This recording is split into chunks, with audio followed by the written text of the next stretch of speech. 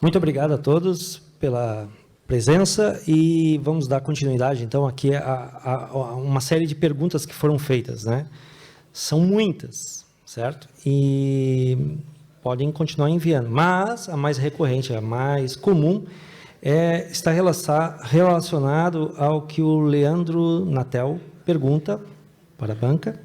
Não estamos conseguindo cumprir as metas da COP26. Isso significa que teremos um aumento da temperatura do planeta acima de 2 graus. Ainda é possível reverter esse processo? Essa é a grande pergunta.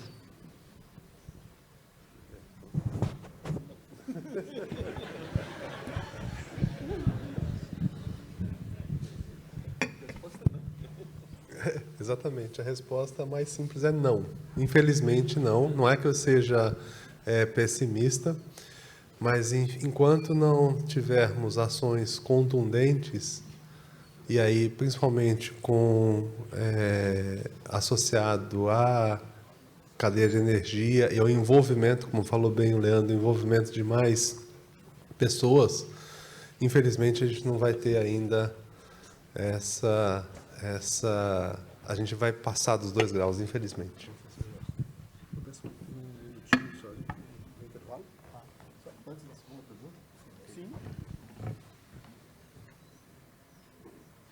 O compromisso de algumas pessoas, e principalmente dos estudantes, que têm seus compromissos, provas, etc., nos faz a gente acelerar um pouco a programação, antecipando o sorteio do notebook. Eu sei que vocês entendem a situação dos colegas, né? O pessoal tem que ir para São Leopoldo, tem que voltar para o interior do estado, Santana do Livramento, Caçapava do Sul. Vamos ver, onde mais tem gente aí? Vamos lá. Santo Antônio da Patrulha. Torres, tem alguém? Torres, hein? Olha lá, que legal. Porto Alegre tem também, não. Tá. Vamos ao sorteio, então? Já está rodando. Atenção, cruzem os dedos. Está ali o notebook. Eduardo Vargas Camargo da Rosa. Cadê ele? Pô, parabéns. O prêmio está lá fora. O notebook Dell 0 km. Olha só, cara. Parabéns. Obrigado, professor. Desculpa e devolvo a palavra ao Gerson, professor Gerson. Muito obrigado. Parabéns. Vai de internet viajando. Para a Josi, qual é a relação entre a sua pesquisa na Antártica e os relatórios do IPCC? O autor não foi dito. Me escutam bem? Sim. Sim. Bom, primeiro, acho que uma das minhas intenções na minha fala foi mostrar como o passado traz inferências para a atualidade, para o que a gente está vivendo agora, e inclusive premissas para um futuro, na verdade, que a gente possa fazer uma diagnose ambiental do que poderia vir a acontecer.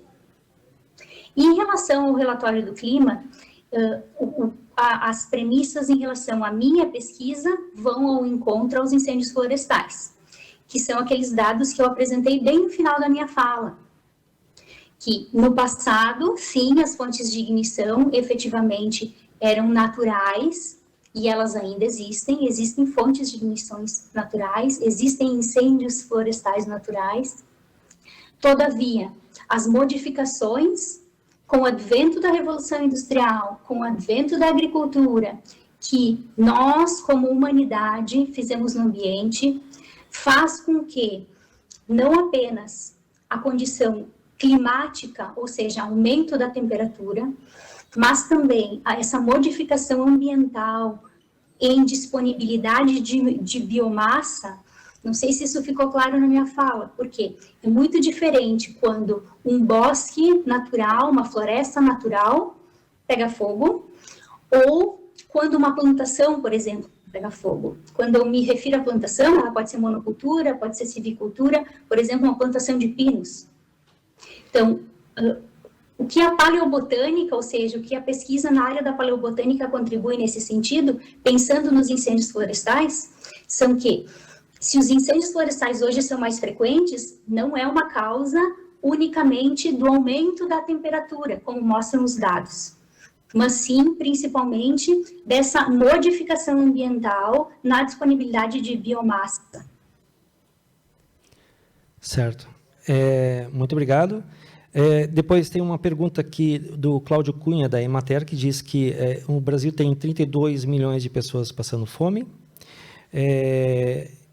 e vai reduzir, é lógico que temos que reduzir os impactos produzidos pela ação do homem, mas como fazer para incluir essas pessoas e torná-las mais visíveis, e como fazer essas mudanças sem impactar mais ainda o meio ambiente? Alô.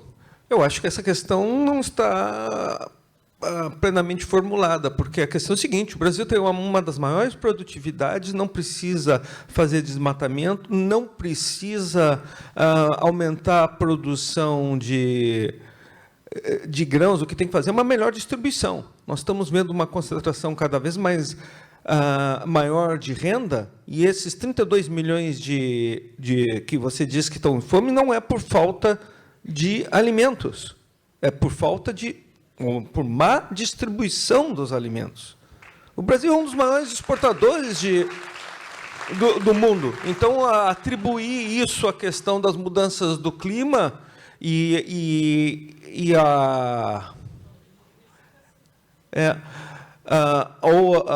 que isso vai impactar, por exemplo, no agronegócio, é uma visão extremamente limitada. O que nós temos que ver é o seguinte, e aí é a grande crítica do modelo econômico adotado já agora há vários anos. Acreditar que um país vai se totalmente perder a sua indústria e vai viver só do agronegócio, nós vamos começar a ter uma visão do Segundo Império, né? Só falta ter os barões, onde uma parte da sociedade estava muito bem e vivia do trabalho escravo. Nós estamos perdendo, isso tem que deixar bem claro, nós estamos vendo a destruição da indústria do Brasil, a perda de empregos de engenheiros, geólogos e de outras tantas áreas, e a perda da diversidade econômica. O caminho é infeliz. Obrigado. O Lucas pergunta, aí é uma questão de interpretação das palestras que ele viu, que gostaria de uma explicação, pois a palestra do professor Jefferson, ele colocou que a precipitação em milímetros no Rio Grande do Sul está diminuindo, e o doutor Gilvan colocou a precipitação vai aumentar. Seria?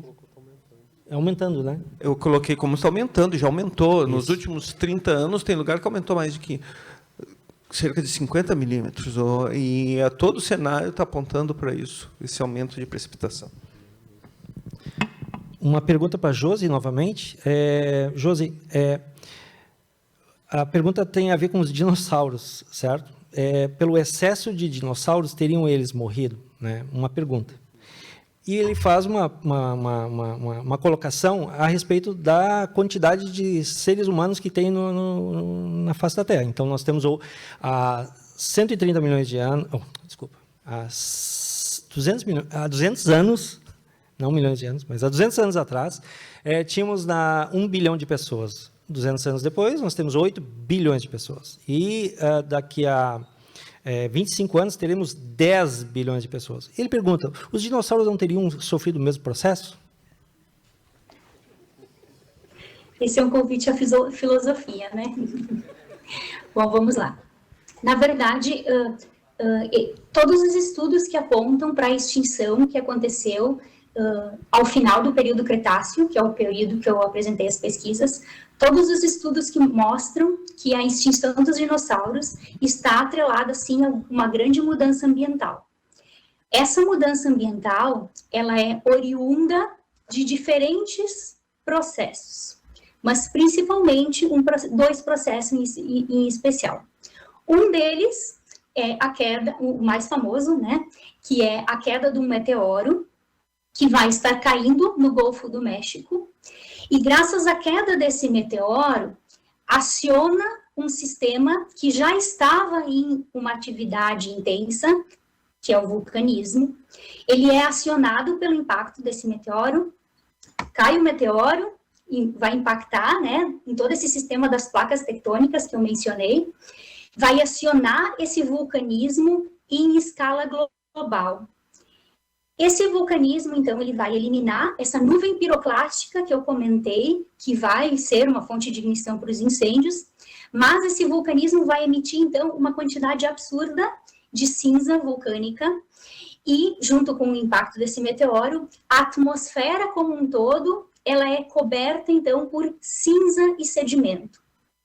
Automaticamente, os raios solares deixam de entrar na atmosfera, e esses organismos primordiais, que são as plantas, deixam de fazer a fotossíntese, parte desses organismos morre, os organismos que se alimentam dessas plantas morrem, e automaticamente toda a cadeia alimentar ela é afetada, inclusive os dinossauros, principalmente os dinossauros. Quem consegue sobreviver dessa história toda vai dar origem a toda a linhagem biológica que a gente conhece hoje, de plantas e de animais também. Inclusive, os mamíferos têm chance, a partir daí, graças ao apogeu dos dinossauros. Então, eu acho que essa pergunta ela vai ser respondida com uma opinião pessoal, porque não existe nenhum dado científico que interfira nível de indivíduos ou uma superpopulação de dinossauros com a sua extinção, mas sim relacionada com uma mudança ambiental. Os organismos que se adaptaram sobreviveram, a maioria deles sucumbiu. Isso não foi a primeira vez que acontece na história da Terra. Muitos anos antes, milhões de anos antes, na maior extinção, lá no período Permiano, 95% das espécies estão extintas. O que eu quero dizer com isso? De forma cíclica, eventos de mudanças ambientais globais faz com que muitas espécies venham a sucumbir.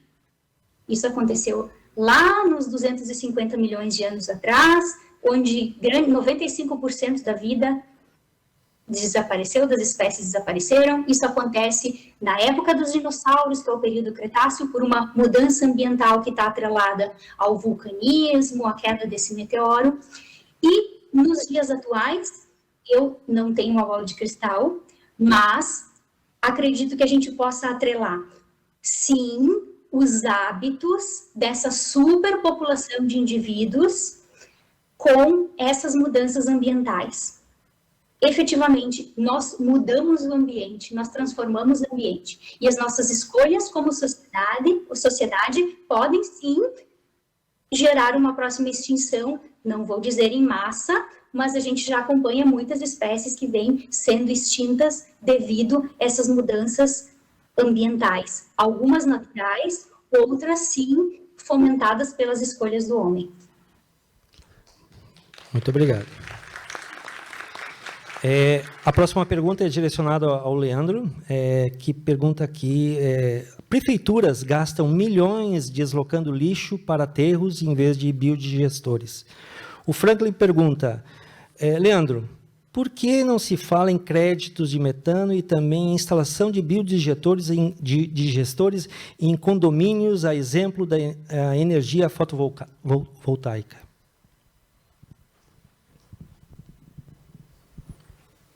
Caramba, que pergunta. Eu não tenho a resposta para essa pergunta. Eu acho que um aspecto para a gente considerar, eu volto um pouco no que eu falei ali no final, a gente precisa romper essa barreira, né, que a gente às vezes tem com as práticas e decisões de políticas ambientais que acontecem em todos os níveis, mas acho que no nível municipal é o mais próximo, né? Eu não sei de fato em que pé está essa discussão em termos de legislação, ou porque essa discussão não avança. Mas, com relação a esse último ponto, acredito que a resposta seja parte da resposta seja a gente se aproximar um pouco mais da política ambiental que está sendo desenvolvida dentro dos municípios. Com relação ao metano, eu acho que talvez a turma tenha mais a acrescentar. Eu sei que o metano, a gente já tem patinado um pouco com relação ao mercado de carbono, né, e a essas discussões. Eu entendo que o metano, por ter características muito distintas, seria, e pelo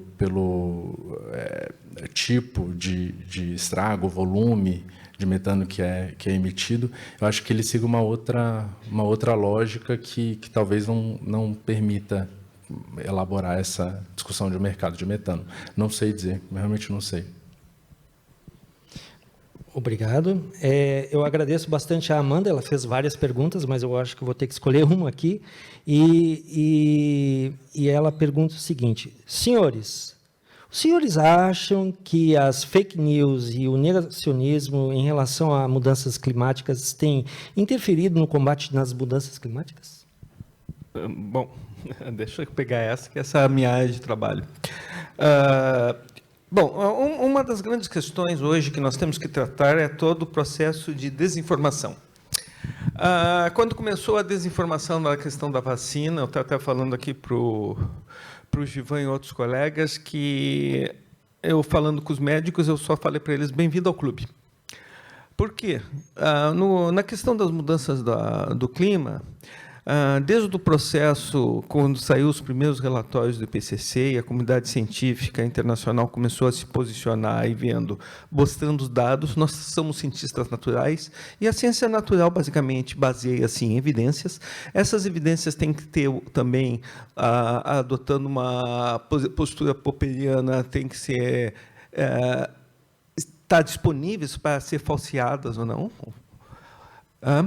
Ou seja, ser testadas e sendo confirmadas, não havendo algo que não desconfirme, elas se tornam cada vez mais fortes.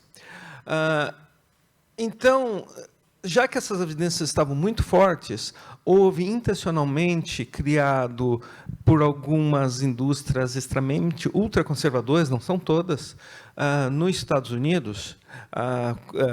Uma estava envolvida, Exxon. Tinha os irmãos da petroquímica, um deles até faleceu, me esqueci o nome, bilionários, e no início da década de 90 decidiram contratar as mesmas companhias da indústria do fumo, que durante 30 anos fez a campanha de comunicação social para dizer que o fumo não dava nenhum prejuízo à saúde, inclusive pagavam gente vestida de médico fumando, Hollywood e outros, e a ideia básica era essa: postergar qualquer ação, porque ia dar prejuízo econômico para eles. Então, isso foi todo um arcabouço de comunicação social colocada, e isso tem sido batido fortemente. E aí nós temos uma novidade nos últimos anos, que é a mídia social, do jeito que ela entrou e desregulada, e essa é a grande questão, que tudo entra, tudo é opinião. Opinião e conhecimento são coisas diferentes, e exatamente o que o Givan estava falando da entrevista, que aí foi o maior erro do jornalismo, foi quando começou a questão das mudanças do clima, foi achar que, principalmente que é uma visão de advogado, que você tem que ter sempre a contrapartida, a contraprova, como é que vocês usam o termo? A contraditório. Como ciência fosse contraditório, como ciência fosse democracia. Ciência não é democracia, ciência são evidências, são informações e reforço dessas informações. Nós não estamos aqui para votar se a ideia X ou Y é melhor. E esse foi o maior erro das comunicações sociais. E alguns jornalistas ainda persistem nesse erro. Então, nós estamos numa crise séria, que veja o que aconteceu com a questão da vacina. Tem gente que não está vacinando os filhos poliomielite. Olha, irresponsabilidade. E o que é mais... E hoje nós montamos na Academia Brasileira de Ciência inclusive um grupo de desinformação, que a questão é muito mais grave, muito mais profunda. Que profissionais de nível superior nós estamos formando, no qual nós vemos médicos negando a ciência, nós vemos engenheiros negando a ciência, fugindo, muitas vezes, para questões de teorias de conspirações. É todo um arcabouço que nós temos que entender melhor. E sem regulação do poder das Big Techs, nós vamos para um cenário catastrófico que ameaça a racionalidade e a estabilidade da sociedade, visto que a gente tem visto aí nos últimos 5 a 6 anos. Mas isso envolve a questão, sim, das mudanças do clima. As mudanças do clima são certas, prementes e estão ocorrendo. Qualquer outra informação que vocês tiverem aí, principalmente, é negacionismo. E o negacionismo é diferente de ter uma postura cética. O ceticismo implica você apresentar evidências e cabe a ti, o cético, mostrar o que seria alternativo. Muito obrigado. A outra pergunta que vem, não está identificada aqui, diz o seguinte: a sociedade tem oferecido cada vez mais consumo, como carros elétricos, vender hidrogênio para a Europa, que são ineficazes e inviáveis e aumentam o racismo ambiental.